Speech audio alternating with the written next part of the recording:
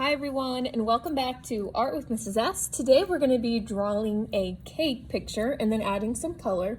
So what I'd like you to do is think about a type of cake that you would like to make, or whether you're making a slice of cake or if you're making a two-layer cake, and then you'll start drawing on paper. I'm going to be using paper and a crayon today to get started, and I'll show you how to make a two-layer cake today.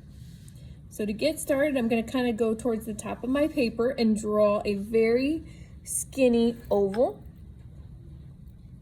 On that oval, I'm going to draw two lines down on each side to kind of create a cylinder.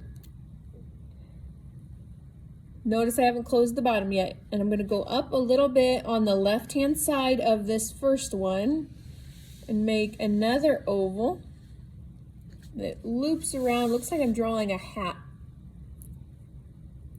On that second oval, I'm going to keep going downward, so I'll draw two lines down that look like a number 1.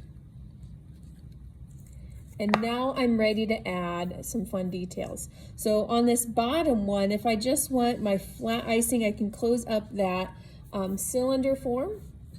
If you want to add in things like icing, I could draw like curvy lines.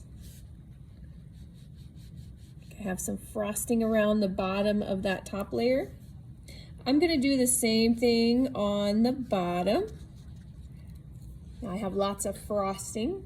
You can draw just a curved line across to create like a layer or another color of icing. I could do that again at the top. And maybe I'll add in even more frosting, making those curvy lines. If you don't want to draw with crayon when you're drawing with pencil, you can erase as you decide to add more and more to your design. If your cake is like for a birthday or a special occasion, you could draw candles in. I'm going to have my cake sitting on like a platter or a plate. I'm going to run out of room a little here. Just do that by adding another kind of half of an over squishy oval. There's other things you can add, more frosting. I could add whipped cream or sprinkles or cherries or whipped cream, or you could have melted chocolate kind of drizzled down the side. Add a few things on top here. Maybe I'm adding a flower or cherries, like I said. But really be creative. Add in those details, get that variety. Different shapes, different patterns, different lines, textures, all those wonderful added extras. Now, when you go to add color to this today, you could add it with crayon, you could use marker. I happen to have watercolor paints here today, but again, use anything that you have available to you. Not too worried about what color you're picking for your design. Of course, you could also do a slice of cake too, or several pieces of cake like the example shows you. You can make a giant wedding cake. Maybe you could design your favorite cake. If you could make any cake in the world, what would be on it? And you could be kind of silly. So maybe it's like a cheeseburger, or it has maybe chips on it, you know, something you wouldn't normally see on a cake. I'm going to leave a few areas of my cake white because I do like white icing, and vanilla cake tastes good. But you could also add in some chocolate. Brown.